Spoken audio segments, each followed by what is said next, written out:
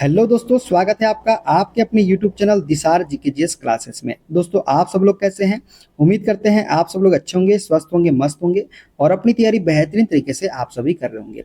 दोस्तों, हम आपको आरआरबी एनटीपीसी अंडर ग्रेजुएट के आंसर की का सॉल्यूशन करवा रहे हैं, जिसमें दोस्तों आज हम आपको करवाने वाले हैं 19 अगस्त को थर्ड शिफ्ट में पूछे गए जीके के सारे क्वेश्चन। जितने भी एएलपी टेक्नीशियन ग्रुप डी के स्टूडेंट है, ये इस वीडियो को जरूर देखिएगा। यहाँ से आपको डायरेक्टली क्वेश्चन एग्जाम में देखने को मिल सकते हैं। और दोस्तों, हमने सभी की प्लेलिस्ट भी आपके लिए बना दी है, तो प्लेलिस्ट में जाके भी आप सारी वीडियो देख सकते हैं। वीडियो अच्छा लगे दोस्तों, वीडियो को लाइक कीजिएगा, शेयर कीजिएगा, कमेंट कीजिएगा।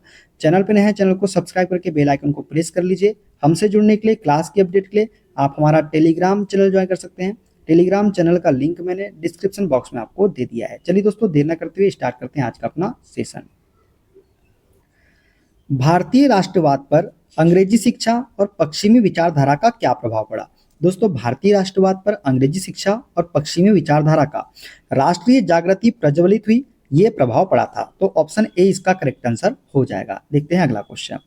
निम्नलिखित में से कौन सी भाषा गिरीश कर्नाड के साहित्यिक योगदान से सबसे अधिक जुड़ी हुई है, जिसका उदाहरण उनका प्रशंसित नाटक तुगलक है? तो दोस्तों, कन्नड़ जो भाषा है, ये जो है गिरीश कर्नाड के साहित्यिक योगदान से सबसे अधिक जुड़ी हुई है, जिसका उदाहरण उनका प्रशंसित नाटक तुगलक है। देखते हैं अगला क्वेश्चन। एसआई मात्रकों में व्यक्त करने पर एक कैरेट का मान कितना होता है? दोस्तों, एसआई मात्रकों में व्यक्त करने पर एक कैरेट का मान होता है 200 मिलीग्राम। कितना होता है? 200 मिलीग्राम होता है। देखते हैं अगला क्वेश्चन। ब्लांक पर्वतमाला किस पर्वत श्रृंखला की सबसे ऊंची चोटी है?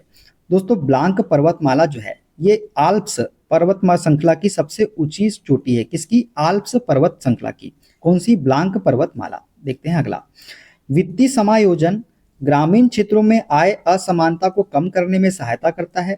कौन सा प्लेटफॉर्म असंगठित श्रमिकों के लिए एकीकृत डिजिटल डेटाबेस प्रदान करता है?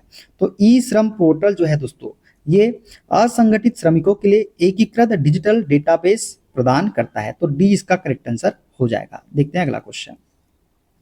मई 2025 में भारतीय रिजर्व बैंक के डिप्टी गवर्नर का पदभार किसने संभाला?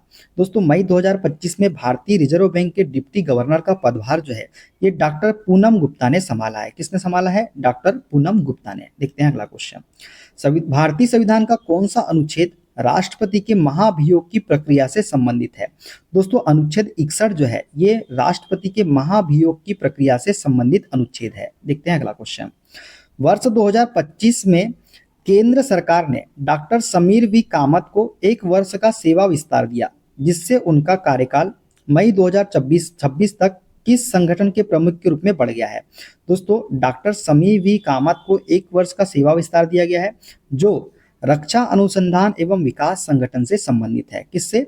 रक्षा अनुसंधान एवं विकास संगठन, डीआरडीओ। ठीक है, देखते हैं अगला क्वेश्चन।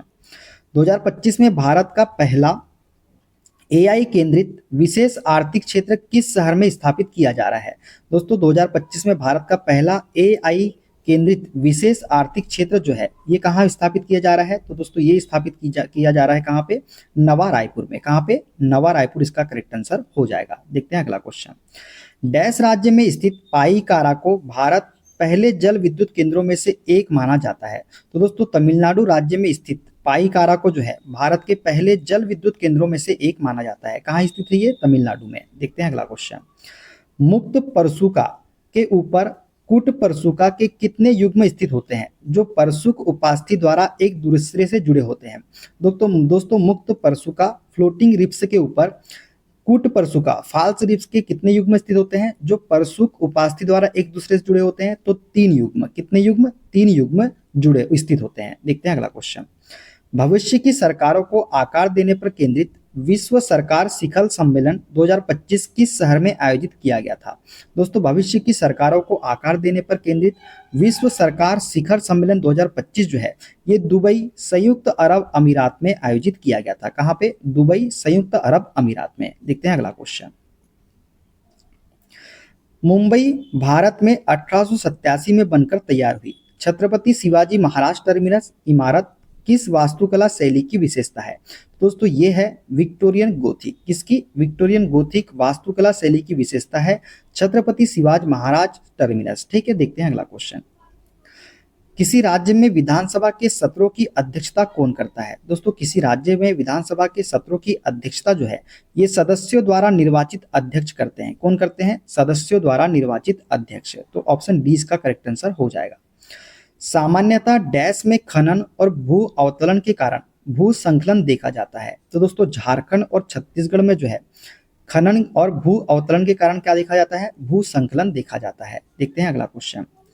पश्चिमी तटीय मैदान की तुलना में पूर्वी तटीय मैदान में पतन और पोताश्रय कम क्यों है? दोस्तों पश्चिमी तटीय मैदान की तुलना में पूर्वी तटीय मैदान में पतन और पोताश्रय ये क्योंकि यहाँ एक उन्मजित तट रेखा है। क्या है? उन्मजित तट रेखा है, जिसकी वजह से ये कम है। देखते हैं अगला क्वेश्चन।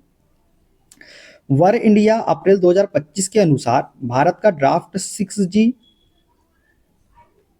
टेराहर्ट्ज टेस्ट बेड विशेष रूप से डैश से अधिक आवृत्तियों में कार्यरत घटकों को लक्षित करता है।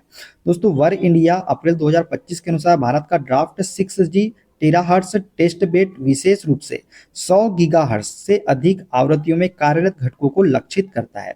तो दोस्तों इसका राइट आंसर हो जाएगा ऑप्शन नंबर सेकेंड वाला। देखते हैं अगला क्वेश्चन। तांबे के जल्दी गर्म होने के कारण इसका प्रयोग बर्तनों के लिए किया जाता है। तांबे की विशिष्ट उष्मा कितनी होती है? दोस्तों ये होती है 386.4 जूल प्रति किलोग्राम प्रति केल्विन। क्या होती है? 386.4 जूल प्रति किलोग्राम प्रति केल्विन होती है इसकी तांबे की विशिष्ट उष्मा। देखते हैं अगला क्वेश्चन।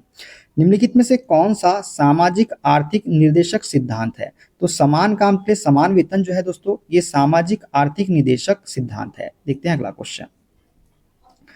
मई 2025 में केंद्रीय गृह मंत्रालय द्वारा शुरू की गई E0 FIR पहल का मुख्य उद्देश्य क्या है? तो साइबर धोखाधड़ी की FIR में तेजी लाना जो है ये E0 FIR का पहला मुख्य उद्देश्य है। तो बी इसका करेक्ट आंसर हो जाएगा। मुंबई में भारतीय राष्ट्रीय कांग्रेस के पहले अधिवेशन की अध्यक्षता सबसे पहले किसने की थी? तो ये की थी WC बनर्जी ने। किसने की थी? WC बनर्जी ने की थी। देखते हैं अगला क्वेश्चन। त्रिपक्षीय संघर्ष गुर्जर प्रतिहार पाल और किस दक्षिण भारतीय राजवंश के मध्य एक दीर्घकालिक संघर्ष था? तो दोस्तों त्रिपक्षीय संघर्ष जो है ये गुर्जर प्रतिहार पाल और राष्ट्रकूट राजवंश के मध्य एक दीर्घकालिक संघर्ष था। देखते हैं अगला क्वेश्चन। पहली राष्ट्रीय कृषि नीति की घोषणा निम्न में से किस वर्ष की गई थी? दोस्तों पहली राष्ट्रीय कृषि नीति की घोषणा जो है ये 2000 में की गई थी। कब की गई थी? 2000 में। देखते हैं अगला। निम्नलिखित में से किस संगठन ने जनवरी 2025 में इंटरपोल के साथ समन्वय को बढ़ाने के लिए भारत पोल प्लेटफॉर्म लॉन्च किया है? तो केंद्रीय अन्वेषण ब्यूरो CBI ने जो है किसके साथ? इंटरपोल के साथ समन्वय को बढ़ाने के लिए भारत पोल प्लेटफॉर्म लॉन्च किया है। किसने? CBI ने। देखते हैं अगला क्वेश्चन। 1991 के सुधारों के बाद से भारत की प्रति व्यक्ति आय में क्या प्रवृत्ति रही? तो क्रमिक वृद्धि हुई दोस्तों 1991 के सुधारों के बाद से। देखते हैं अगला क्वेश्चन।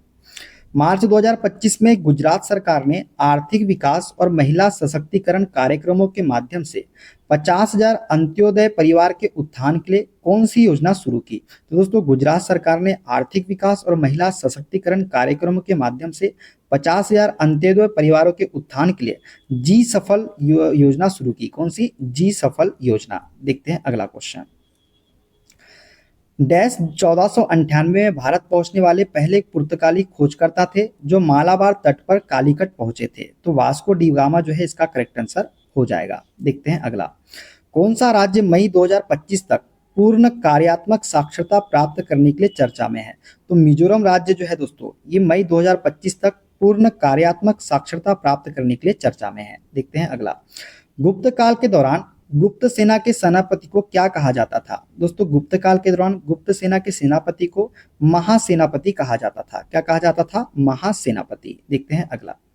भारत के सर्वोच्च न्यायालय ने न्यायाधिकरण की स्वतंत्रता के संबंध में क्या निर्णय दिया? दोस्तों भारत के सर्वोच्च न्यायालय ने न्यायाधिकरणों की स्वतंत्रता के संबंध में क्या निर्णय दिया था? तो अर्ध न्यायिक निकाय होने के नाते न्यायाधिकरणों को रेगुलर कोर्ट की तरह ही कार्यपालिका से स्वतंत्र होना चाहिए, ये निर्णय दिया था। तो बी इसका करेक्ट आंसर हो जाएगा। विंडोज 11 में फाइल एक्सप्लोरर या वेब ब्राउजर में Alt+D कीबोर्ड शॉर्टकट क्या करता है? दोस्तों Alt+D कीबोर्ड शॉर्टकट जो है ये एड्रेस बार पर फोकस करता है। क्या करता है? एड्रेस बार पर फोकस करता है। देखते हैं अगला क्वेश्चन। MS विंडोज का कौन सा फीचर उपयोगकर्ता को अपने डेस्कटॉप बैकग्राउंड, थीम और स्क्रीन सेवर सेटिंग्स को पर्सनलाइज करने की सुविधा देता है। तो दोस्तों पर्सनलाइजेशन सेटिंग जो है ये सुविधा प्रदान करता है। कौन सा? Personalization setting. देखते हैं अगला क्वेश्चन। कौन सी पहल घरों की छतों पर सौर ऊर्जा संस्थापन को बढ़ावा देती है? तो सूर्य घर मुफ्त बिजली योजना जो है ये घरों की छतों पर सौर ऊर्जा संस्थापन को बढ़ावा देती है। देखते हैं अगला क्वेश्चन। भारत की प्रमुख प्राकृतिक झीलों में से एक राजस्थान की सामर झील राज्य के निम्न में से किस जिले में स्थित है? दोस्तों राजस्थान की सामर झील जो है ये जयपुर जिले में स्थित है। कहाँ पे स्थित है? जयपुर जिले में। देखते हैं अगला क्वेश्चन। दिया सलाई भारत के किस सामाजिक कार्यकर्ता की आत्मकथा है जिस पर संस्कृति मंत्रालय के अंतर्गत एक स्वायत्त संस्थान इंदिरा गांधी राष्ट्रीय कला केंद्र ने फरवरी 2025 में पूर्व राष्ट्रपति रामनाथ कोविंद की मुख्य अतिथि के रूप में एक कार्यक्रम में एक समर्पित चर्चा आयोजित की थी? तो दोस्तों दिया सलाई जो है भारत के कैलाश सत्यार्थी की एक आत्मकथा है। किसकी? कैलाश सत्यार्थी की। देखते हैं अगला क्वेश्चन। बांग्लादेश भारत की किस दिशा में स्थित है? दोस्तों बांग्लादेश जो है भारत की पूर्व दिशा में स्थित है। कहाँ स्थित है? पूर्व दिशा में। देखते हैं अगला। 1990 के दशक के बाद वैश्वीकरण और आउटसोर्सिंग के कारण भारत में किस क्षेत्र में महत्वपूर्ण वृद्धि देखी गई थी? तो आईटी और सेवाएं क्षेत्र में जो है महत्वपूर्ण वृद्धि देखी गई थी। कब? 1990 के दशक के बाद में। देखते हैं अगला क्वेश्चन। मार्च 2025 में सेमी क्रायोजेनिक इंजन के विकास में इसरो द्वारा कौन सा टेस्ट सफलतापूर्वक किया गया है? तो इंजन पावर हेड टेस्ट ऑर्टिकल का हॉट टेस्ट जो है ये इसरो के द्वारा सफलतापूर्वक किया गया है। कौन सा test? Engine power head test article का हॉट टेस्ट। देखते हैं अगला क्वेश्चन। निम्नलिखित में से किस संविधान संशोधन द्वारा भारत में वस्तु एवं सेवा कर लागू किया गया था? तो 101वें संविधान संशोधन के द्वारा जो है दोस्तों भारत में वस्तु एवं सेवा कर जीएसटी लागू किया गया था। देखते हैं अगला। वर्ष 2025 में अमेजन के संस्थापक जेफ बेजोस के ब्लू ओरिजिन के NS-25 मिशन के दल में शामिल होने वाला पहला भारतीय अंतरिक्ष पर्यटक कौन बना? दोस्तों वर्ष 2025 में अमेजन के संस्थापक जेफ बेजोस के ब्लू ओरिजिन के NS-25 मिशन के दल में शामिल होने वाला पहला भारतीय अंतरिक्ष पर्यटक बने हैं गोपी थोटाकुरा। कौन है? गोपी थोटाकुरा। तो इसका राइट आंसर हो जाएगा ऑप्शन नंबर बी वाला। तो दोस्तों ये थे आज के सारे क्वेश्चन। वीडियो कैसा लगा कमेंट बॉक्स में जरूर बताइएगा। मिलते हैं अगले वीडियो में। अपना ख्याल रखिए। Okay bye bye, take care.